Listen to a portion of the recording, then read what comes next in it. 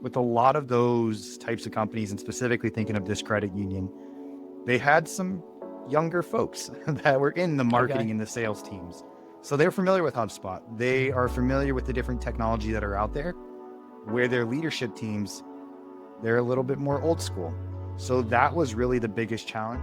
Welcome to the Domin8 podcast. On this show, we talk with HubSpot's top sellers about their latest wins, pulling back the curtain to explore the challenges they ran into and the sales strategies they used to win the deal. I'm Steven Saberin, Senior Partnership Manager for Aptitude8, the world's largest technical HubSpot consulting firm. I'm speaking with Lucas Sanchez, Senior Account Executive in the mid-market space with HubSpot. And Lucas, it's great to have you on the show and look forward to hearing more details, how you were able to successfully close this deal. But before we dive in, tell me a little bit about yourself. Give me an introduction, how you got started in sales, and how'd you make your way into the HubSpot ecosystem? Yeah, thanks so much for having me, Steve. I'm really pumped to be able to work with you. I know we've had a good relationship going so far and look forward to keeping this going. I Absolutely. feel like I have a little bit of a similar story to probably most salespeople, but I kind of fell into sales. I didn't grow up one day being like, that's my goal. I want to be a salesman when I grow up. I never knew that. Didn't even know that it existed. I actually came from the hospitality world. I did everything from bartending, working at the front desk of a hotel, front desk management. I did pretty much that whole world, and then learned about sales from actually a friend that graduated ahead of me. He told me a little bit about the tech world, told me about a company called Gartner, and that really introduced me to, one, what could be possible with sales, but two, what's possible with the tech world out there. Because of that, I was able to secure an internship. That was my first step into the world of sales and specifically technology. And then from there, I just kept going and going from there. I feel like I dabbled off a little bit here and there from the tech world, but I always found myself coming right on back because of the conversations we have, the opportunities we have, and really how far and wide we can go to support everyone. Love being able to work and talk with good people. Yeah, that's super interesting. I didn't know that you were at Gartner. That's pretty cool. That's pretty cool. And so it sounds like you've been in the sales space for quite some time. And I guess through that experience across the different like companies through Gartner and HubSpot, like how has that developed your sales kind of philosophy or the way you approach sales? And what does that look like for you? Yeah. Yeah. This one was definitely a fun one to think on because I have my philosophies for life. I have my Mhm. philosophies for sales. I have my philosophies for all these different things that I do in my life there. But I feel like the one thing that always stays consistent is I like to work with people. I like to work with good people. I like to do those things pretty consecutively. And so when I think about what's my philosophy for sales, I always try to think back to it and I put myself in that person's shoes and remember that whoever is sitting on the other side of the table, the other side of the Zoom, the other side of the line, they have something they want too. And so I feel like our job in sales is to help understand what it is that they want and help them achieve that, overcome that, or reach that desired result there. So I love doing that day in, day out, and it keeps life fun. Yeah, interesting. I think our CRO recently had a LinkedIn post about that, and everybody over here very in tune with like solving for the customer is a big thing. And I know that's across HubSpot, what you just said, and how we approach it too. So that totally hits like our perspective as well. So that's pretty amazing. Interesting question outside of that. What's something interesting about you as a person, like professionally, personal, that like most people don't know about Lucas? Yeah, I love the beach. I think it's a pretty casual thing for most people that live in Florida, but I also love the mountains as well. And so I've lived in Colorado for a little while. I was scaling, doing 14ers. I did a few up there.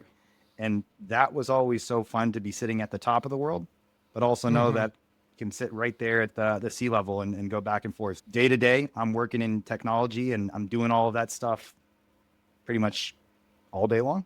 And then on the weekends, I like to go and completely remove myself from all the technology and just be completely on do not disturb status. I feel Yeah. like I walk the line between both sides of what we can do in that world. In one of our calls recently, I think it was this week, you mentioned that you're doing some stand up. Do I get to call that Oh, out? Or do we get a taste of that at the end of the show or something? not stand up. I started to do some improv. Improv, improv. One of my challenges to myself this year was to start doing some new things outside of work. I feel like it's so easy in the work from home and just that whole tech space, it's like you can get so caught up in just day in, day out, working, eating, walk the dog, all those things. Yeah. And I really wanted to do stuff differently this year. I wanted to start doing more things outside of work, maybe pick up and try some new hobbies. And I felt like a really fun and interesting one that is a little bit similar to sales was Yeah. improv. And I'm still doing it, practicing. I had practice last night and I have a performance coming up here at the end of the month. So I'm dipping my toes in and running right on into it. That's awesome. That sounds like a lot of fun. We're I've not heard doing that any stand-up improv just has. yet. You got to segue. You can do that later. I've heard improv has a lot of correlation to sales. I'm sure there's probably a lot of learning there too. Okay, cool. So switching gears here a little bit. So kind of diving into like the deal. Like, give me a little background on the client that we're talking about. What's the industry here? Yeah. How'd they first come to you? What was the state? Like, just how did this all come to be? And like set the stage for us before we dive into the details. Yeah. So I think to kind of preface this, I think almost every sales rep, we want to win big deals. And it's easy to just go out there and say, yep, I want a lot of money. I want to win big deals. I want to make that happen. I don't think anybody would get into sales without that. And so I knew that in order to make a lot of money, I know that in order to win bigger deals, you have to solve bigger problems, or you have to reach more of an audience, or you have to do something that you're expanding that there. This company that we're going to talk about, they're a credit union, and they're in that financial services space where there's a lot of opportunity to do things that maybe they haven't traditionally done. Either they have outdated systems or their technology is a little bit more limited. And so it's really a sweet spot for us to be able to work, to help support them, and ultimately make an impact with them. And so this organization, I believe I found them just through prospecting through my capacity. And instead of just going out there, sending out some blanket emails, hoping for the best, spray and pray, like some people would say, I worked with my BDR. We put together a little bit of an outreach plan. And with that, we targeted the right people with the right messaging. We knew that during that whole process, we probably were going to need some partner involvement. And it was funny because on that same call, they actually said, oh, we're already scoping out a few different partners to go ahead and work with you guys. So it was already a match made there where they knew what they wanted to do. We were presenting different options and ways that they could reach that goal or that promised land there. And then from there, it was just a matter of building out the game plan together with them to make sure that happened. They knew they needed to reach their audience, their constituents, their customers. They knew they needed to reach them in a better way. They knew they needed to support their team with a little bit more of an efficient way to be able to just manage their whole book of business and their customers there. But the current tools they were using just wasn't delivering on that. And so a lot of that initial outreach, a lot of that initial lift was getting them to see how HubSpot can not only support them with those areas, but that it's going to be able to help them right from the gate there with the beginning process of it all. Interesting. Was there any one particular challenge that you honed in on or that you found with the space that you were able to solve for with them? Yeah. I think a really big one, specifically with this credit union, but even with a lot of credit unions out there, is around the segmentation. For a lot of folks that don't know about credit unions, they're a lot of the times based in a local community. They have different products that they might sell. And a lot of times they'll have separate contacts for each product that they go ahead and sell. So it might be like, Steve, you purchase a credit card. Maybe you also have a home loan. Maybe you also have a car loan. Those are all three essentially different products, but they might represent three contacts within their system. By looking at that from a HubSpot approach, we can essentially have that one contact there, and we have each product listed under there to show, oh, okay, Steve, you have XYZ products. And so that pivot right there allowed them to go from sending out three separate emails to the same person. It allowed their team to start segmenting out their messaging based on the products they already have to maybe even potentially cross-sell into other areas. And so it was really about having control of their database to use it in a more efficient way. That's awesome. So for the credit unions that you were targeting, did this happen before or after HubSpot rolled out the HIPAA compliance features? So it was actually before. I knew that was going to be a challenge that we were going to come up against. Historically, the way I've always managed that is you're most likely not going to be sending out marketing emails using their credit card numbers. You're most likely not going to be sending out marketing emails that are using their social security numbers. And so all of those pieces of sensitive data, they don't need to sit within HubSpot. Right. They sit in your core system. And so that's going to be a big piece of a lot of conversations with these types of financial services companies are what is your core system that you're using to be like your source of truth? And then how do we use HubSpot to go ahead and support that, be a little bit more efficient there with reaching those folks and individuals, but also helping your own internal teams. So like different loan officers, different agents that might sell and cross sell, helping them to have access to understand who those people are without having sensitive data out there. Yeah. When you were working with the credit unions, tell me a little bit about the stakeholder landscape, because I know that we've worked also in the credit union space and the banking specifically. And I'd be curious, like what you ran into from that side. Was there any like detractors, or who's the biggest roadblock, and how'd you manage and handle that? Yeah, really good question. With a lot of those types of companies, and specifically thinking of this credit union, they had some younger folks that were in the marketing and the sales teams. So they're familiar with HubSpot. They are familiar with the different technology that are out there, where their leadership teams, they're a little bit more old school. So that was really the biggest challenge of getting their more tenured teams, their tenured folks to get to see, okay, we don't have to only operate this way. There are easier ways now to go ahead and operate. And so when we started to build out that team, we had champions in both marketing and their sales world there. And then we also had to start working within their compliance and their technology team. And then ultimately we did have to bring in the CEO for the final approval. And all he really wanted to see at the end was, are we going to have everything connecting and flowing exactly like we want and what we need? And most importantly, will it be safe? Yeah. So did you get involved with IT, and how did that impact the momentum of the deal? Yeah. So IT really didn't hold too much up there for us. That was one thing. I really been working with my manager a lot to get ahead of a lot of things that might come up within a deal. And so I started to already assume that we were probably going to be working with some team like that. So one thing I did to get ahead on that is I started to send over a lot of our security, IT documents, and a lot of the things that we know those types of folks would care about when they're vetting out a type of tool. And I got that over to them actually 2 months before we were ever having any type of closing conversations. That way, if they needed additional time, if they needed to jump in any calls with either my SE or even the partner involved, we had a lot of time to be able to work with that. Surprisingly enough, it was actually the CEO that helped things up the most. Once he started to learn about the integration, once he started to learn about how data would be pushing and pulling, he wanted to get involved then actually to make sure that everything was buttoned on up, to make sure that we weren't having any potential risk or anything like that happen there. Interesting. So what did you guys have to do, or what did you guys end up doing to give him the confidence that the integration would be fine, that secure data would be okay? What did that look like? So that was actually the most nerve-wracking part of the whole deal. I think every salesperson, we always want to be in control of our deals. We always want to be in the room, or if we're not in the room, we want to have a little birdie in the room sitting there waiting and giving us that insight. For this one, both myself and the member of the partner sales team, we both sat it out. We introduced the more technical folks from both the partner side and the HubSpot side. We had them join the call with the CEO along with his own, I guess you call it like his personal consultant that had consulted in the past for them. And we had essentially that third party validation come on in to say, okay, this is the process we're taking. These are how things are going to be going. What are your thoughts on it? What holes do you potentially see? What gaps? And they really poked around. That way, I think it helps show them that they're not just those people. They're not trying to sell anything. Those people are actually trying to help them solve.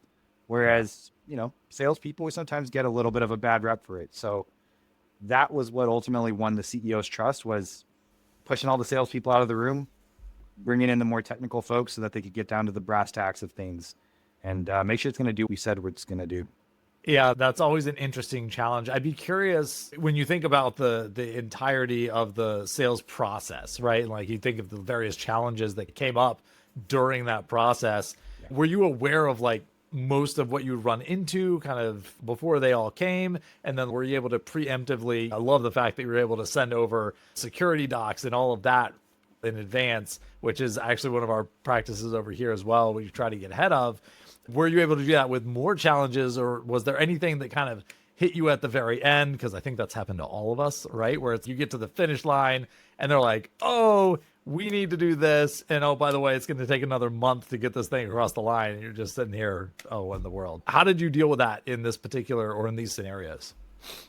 So one thing that I know we're talking a lot about here at HubSpot, it's talked a lot about in the sales world, of building that evaluation plan with your customer, whether you call it a business case, whether you call it a joint evaluation plan, having that in place and using your champions to help you build that out. That's ultimately what helped us to get ahead of a lot of the challenges that we knew were going to be coming on up. The biggest challenge that really came on in was that one I mentioned to the CEO. That wasn't something we expected. We were under the assumption, because their IT team and because some of those more technical folks involved had already vetted things, we assumed that was going to be the final piece they needed. But sometimes business leaders, they want to make sure their baby's taken care of. And in that sense, he wanted to make sure that his baby was in good hands there. Was there any particular way that you stayed coordinated among like the deal team and the like folks involved in the sale, both from the partner side, from the HubSpot side? How'd you guys do that in order like to make this streamlined and make sure that this kept progressing? Yeah, so that's a really good question, because if you don't have a little bit of a joint plan there with not only the customer, but also your own deal team, that's when things either get missed. That's when maybe calls don't go as efficiently as you might want them to. So we were constantly working within our shared deal record. We were constantly slacking back and forth between each other. I think at one point we even had an email thread going with the customer and just us, HubSpot, and the partner there involved. So we were constantly making sure that we were having all of these steps tracked, and then making sure that once they were completed, that we communicated that feedback or anything with the team. That's just from the HubSpot side. And then from there, it obviously helps to have your champions built in with that organization, so you can start to poke a little bit and ask, hey, what's the feedback on that call? Did things go as smooth as we thought? Is there anything else that maybe we should be considering here? But that was a really crucial part of it all, is staying in communication with everybody involved within the deal there. I know it seems like the CEO was the challenge that came in at the last moment here. With that, did you have to make any major pivots in the approach? And like, how did you make those? What did that look like? Yeah. So I think the biggest pivot or challenge that I had to make, and I alluded to it a little bit earlier, with essentially having to set up and coordinate a meeting that I couldn't be a part of. That to me had all red flags going off. That's not something I would ever recommend or even want to do. But it was essentially the last step that the CEO requested and asked for to be able to give his final signature there. The big thing I would say about that is it's not something I would ever recommend. It's not something that I would ever say is probably best practice. But if you do ever come up against that, make sure you do all of your due diligence ahead of time to make sure that all of your I's are dotted, your T's are crossed, and that you have everything in line so that when that call happens, it goes exactly how you planned, and you show the things that you want to make sure they're showing there. How did you ultimately demonstrate the value of HubSpot in a way that resonated with the client, where they were, where the CEO and the other stakeholders involved were comfortable enough to put ink on the page, essentially? Yeah. So it doesn't matter what business you're talking with. Everybody has a customer or somebody that they're selling to, supporting, or working with there. And so the biggest thing that we did within this deal is we constantly laid back on what was their customer's journey when they work with that credit union. We knew that they have sometimes different steps. We knew that there's sometimes different things they might do. But each and every time that we discussed HubSpot, we talked about it from a standpoint of, this is how it's going to support your customers, and this is where it's going to support them at in their journey with you all. That really helped to paint the picture for them of where HubSpot's going to come on in, but also where are we going to improve on, and how is this going to demonstrate an ROI to the rest of the team? Because it's easy to say we're just going to put technology in place and it's going to improve things. I think it makes a lot more of an impact when you can show exactly the steps that your customers take and where HubSpot will fit in to support that journey for them. Yeah, that's awesome. To summarize some of this, one of the biggest obstacles or challenges that you had in general in the space was really around their challenge around segmenting clients and right communication, right time to their customers for whether or not upselling or just standard communications. And then the kind of, surprise at the end was the CEO and like the extra due diligence that was required there. And it sounds like you did a great job navigating that. Shifting focus a little bit, as far as I know, you work really with a lot with partners, and I'd love to hear what you think makes a really good partner in the HubSpot ecosystem and how partners can support HubSpot sales in a way that's really collaborative and helps keep things moving forward and really offers the most support. Yeah. I think there's a lot that can go into that, but I always think about the relationship with partners as one big thing. We're the HubSpot experts. We know day in, day out, all the different levers, things, different movements. We know everything that's happening within HubSpot. But the partners are the ones that are actually rolling out the tools. The partners are the ones that are actually working hand in hand with the customers to make sure that everything is going well. And then most importantly, the partners are the ones that are the industry experts. And so the way I always try to think about myself is we're working with the partners to help deliver the full picture of whatever that is, that promised land is. If the customer wants to achieve something, we're working together with the partner to make sure that we can deliver on that and that we have the technology in place, which would be HubSpot, but also the people and the support in place to achieve that. And that's where I think a lot of the partners come on in, is to help paint that back end picture of, yes, HubSpot's going to be the tool you use, but we're going to be the team to help make sure that comes out and shows exactly like what you're asking for or what we've talked about so far. Interesting. Essentially, it's the confirmation or giving the customer the confidence that, yes, we've seen this before. Yes, this can happen, that you're not just getting served something and just like lip service. And then coming from that industry expert standpoint, knowing the ins and outs of the industry that the client may be in. Exactly. I think that's the invaluable piece because I hate to say it, it's some salespeople, they've painted the whole industry as a bad look. And so I think that's another unseen, unheard thing that we have to come up against when we first talk with somebody. And so I think once we can work past that and we start to show them what can happen with HubSpot, the partners really help carry it away and show them this is a part of the team you're going to have. And this is how we're going to be able to achieve just that.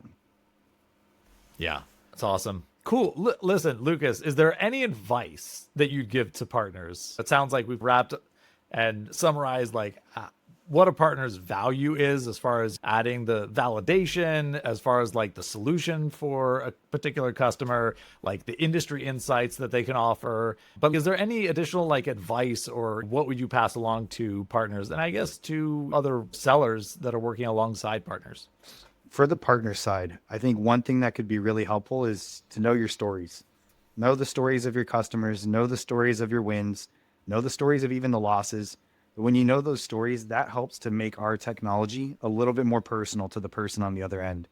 And so I feel like when partners come in with the stories of how they helped a customer go from implementing XYZ tool to achieving XYZ ROI, that's a lot more impactful than just saying, yeah, we can make that happen. And so I feel like when customers come on in with those viewpoints, it makes a world of difference. And then from there, whether you remix that, whether you content remix that into some new content, maybe a blog, maybe a one pager, I think it just helps on out the overall approach of getting in front of the right people at the right time there. Yeah. Awesome. I appreciate that. So I have 3 final questions. Is there anything in hindsight that you would have done differently?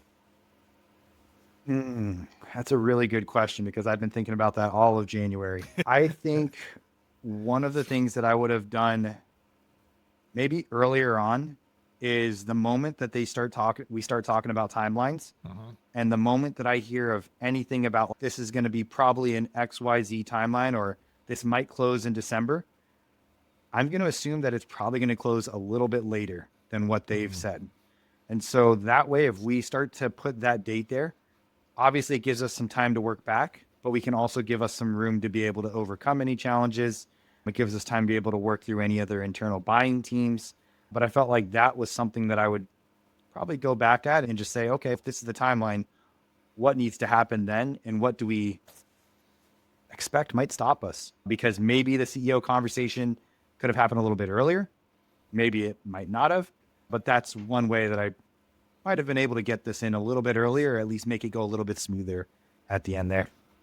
Yeah, that's interesting. I think building a timeline in the sales process for the sales process, right? If you're familiar with Medic, is, can be part of the entire process, and just keeping it in front of the customer saying, here are the deadlines, here's what the timeline needs to look like in order for us to make this successful and hit any proposed timelines they may have for the project itself. So I think that's a really good point, but there's always some sort of fork in the road or something that comes up that's, unexpected, but it can really help because then you bring it up to the client, say, hey, Mr. Mrs. Client or prospect, we're behind schedule here, so this is how it might impact the project. And I think that'll segue all the way into, from the HubSpot side to the partner side, really go into the project, because the transparency that you have, they start to experience that in the sales process. Yeah. And I know myself, I've had that being a contributing factor to sales, where they're like, if this is what you do in the sales process, like, working with your team must be amazing. And usually it is. I love that. Sounds funny,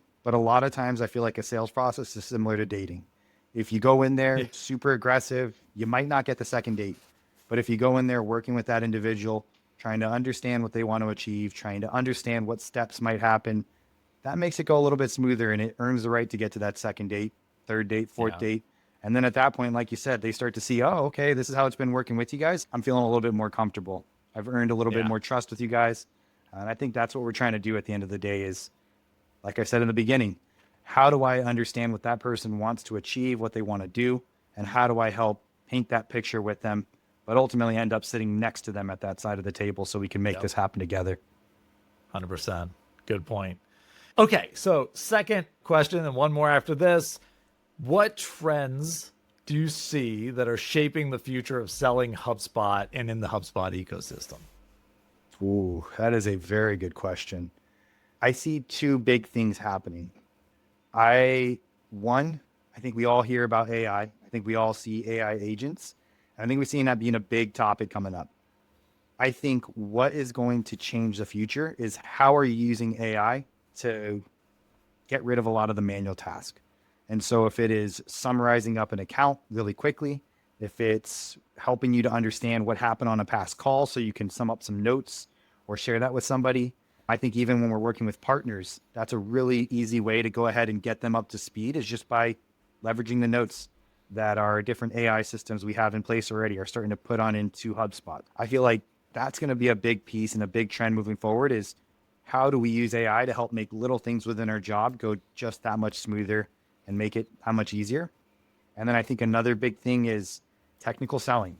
And I say that as somebody who always jokes around that I don't think I'm ever the smartest guy in the room. I would love to be, but I don't know if I ever will be.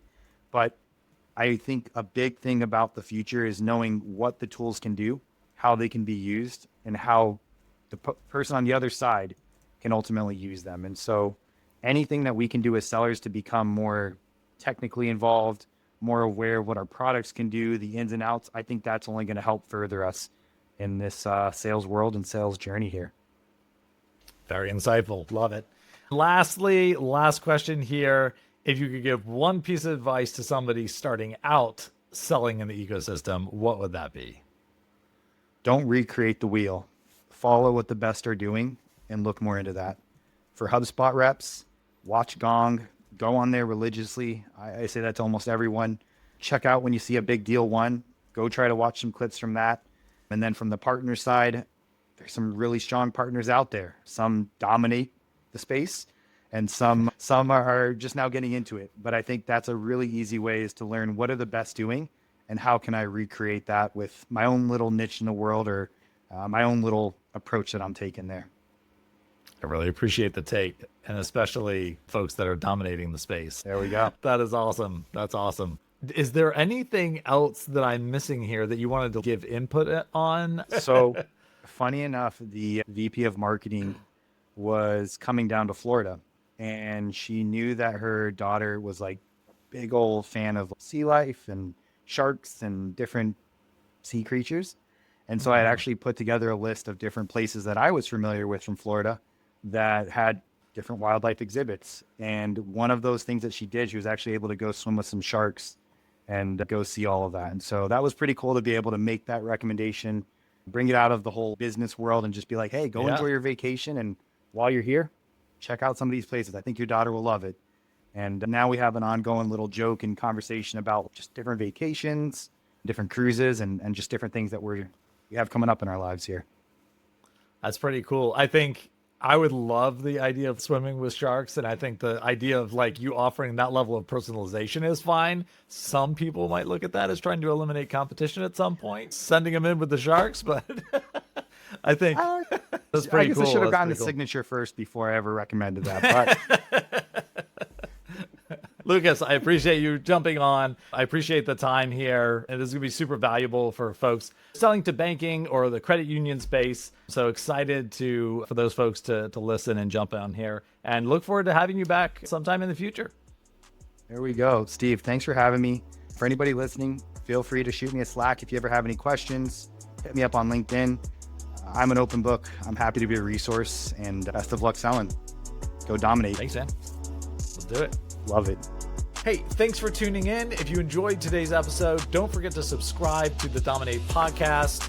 You can connect with me, Stephen Saberin, on LinkedIn to keep the conversation going, and check out Aptitude8 at aptitude8.com to learn how we're partnering with sellers and solution teams to drive success. Until next time, keep selling, keep learning, and keep dominating. Thanks for tuning in.